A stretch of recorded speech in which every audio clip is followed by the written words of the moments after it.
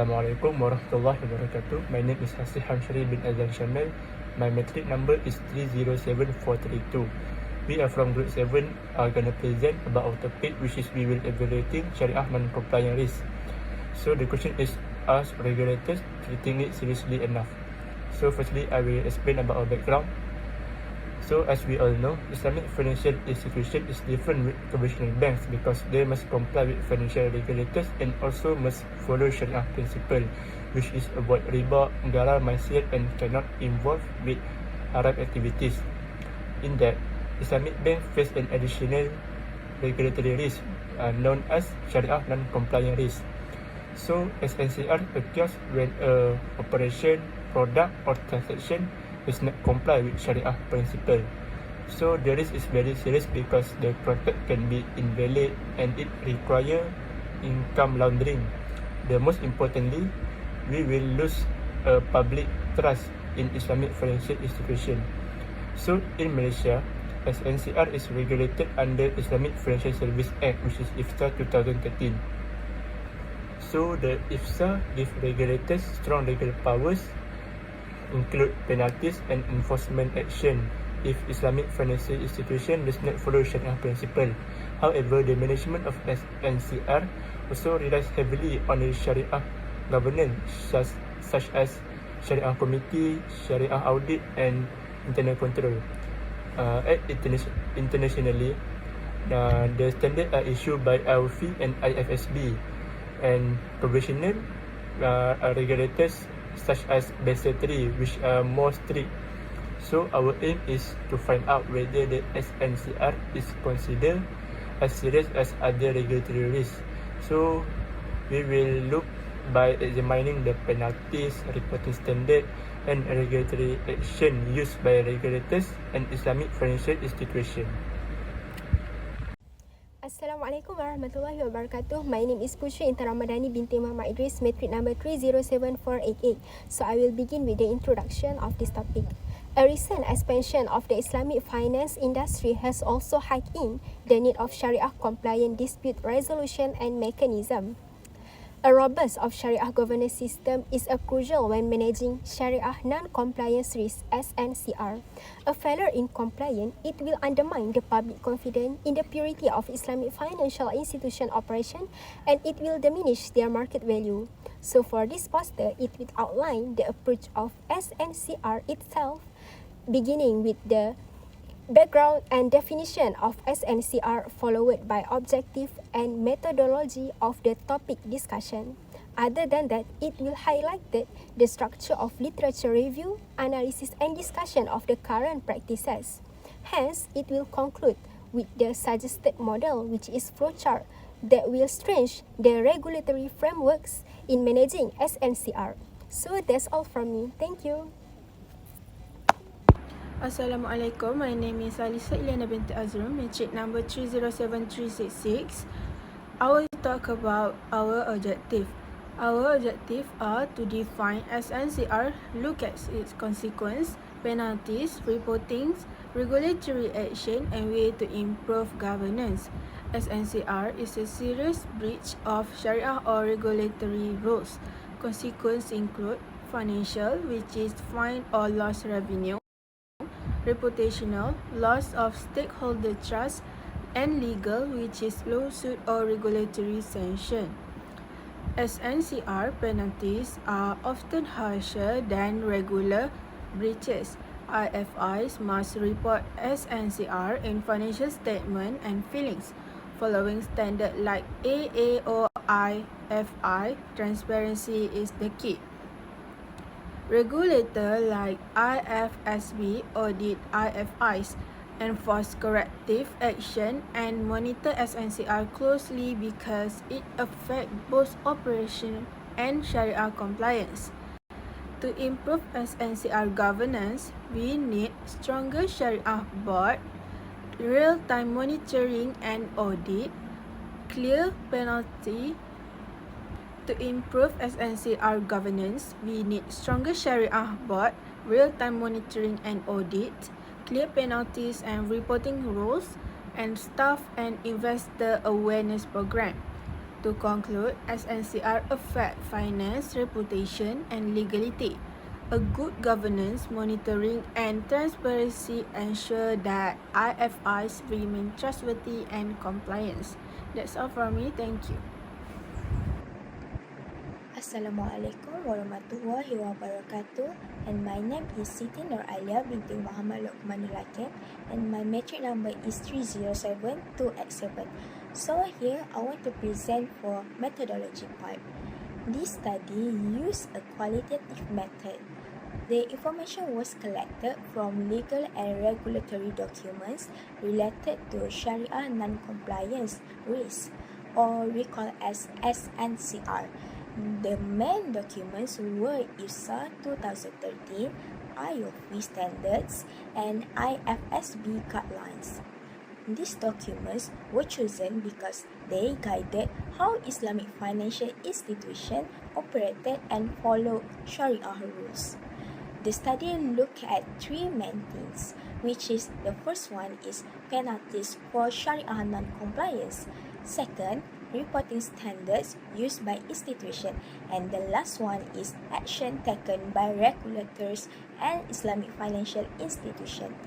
A comparison was made between these frameworks to see how SNCR was handled and whether it was taken seriously compared to other regulatory risks. From this method, the study identified the effects of Sharia non-compliance and suggested improvements for better SNCR management in Islamic financial institutions. That's all from me. Assalamualaikum warahmatullahi wabarakatuh. My name is Mazarina Masyitah Binti Mahasan. My metric number 307325. In this part of the presentation, I will review past literature on how seriously Sharia non-compliance risk, or SNCR, is treated by regulators and Islamic financial institutions. Firstly, reporting standard. According to the literature, reporting standards do exist and are quite comprehensive on paper. However, actual disclosure practices vary between institutions. Some banks provide detailed disclosures on SNCR incidents, including how they happened and how they were fixed. But many studies, such as by Muhammad and Ibrahim 2023, Hanifah 2020, and Johari 2022, show that many IFIs still do not fully report the nature of incidents, countermeasures, or rectification steps. This inconsistently indicates that although SNCR is recognized as important, the reporting is not as strict or transparent compared to other regulatory risks like credit or operational risks. Next, Malaysia is often cited as an example of strong regulatory seriousness. Under IFSA, Shariah breach can lead to fines up to 25 million or even imprisonments, according to Muhammad and Ibrahim 2023. It shows that the law views CNCR as a major offence. However, the problem highlighted by the literature is inconsistent enforcement. In countries like Indonesia, penalties exist but lack clear and standardized criteria for when fines should be imposed, according to Karim and Shaitu 2020. Overall, penalties look strict on paper, but the actual enforcement varies widely, which reduces the deterrent effect. So, if we summarize the literature, yes, CNCR is recognized as a high priority risk, but in practice across many countries, its treatment, especially in terms of reporting, penalties, and enforcement, does not always match the seriousness given to other regulatory risks. Assalamualaikum. My name is Aqlina Binti Zuhaimizaaim. My number metric is 307472.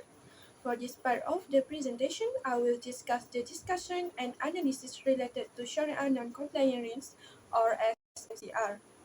First, let's look at the penalties for Sharia non-compliance. Although penalties for SNCR do exist under regulatory acts such as the EFSA 2013, the enforcement is actually less consistent and generally less severe compared to other types of breach, such as credit risk or anti-money laundering issues. In most cases, When a Sharia non-compliance event happens, the institution is required to provide the income, make internal correction, and fix the process. However, it rarely involves public sanction or public naming. Because there is limited public disclosure, the deterrence effect is quite low. So the implication here is, even though SNCR is formally acknowledged, it is still not treated as strictly as conventional financials.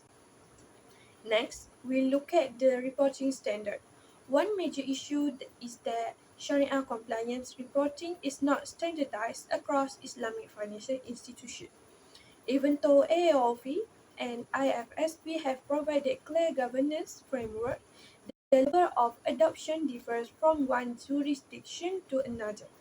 In many annual reports, institutions simply state that they are Sharia compliant without giving any detail about SNCR incident or internal finding. This lack of detail reporting reduces transparency.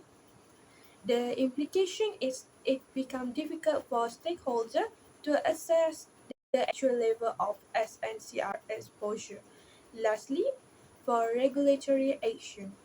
In many countries, SNCR is still categorized under operational risk instead of being recognized as its own standalone risk category.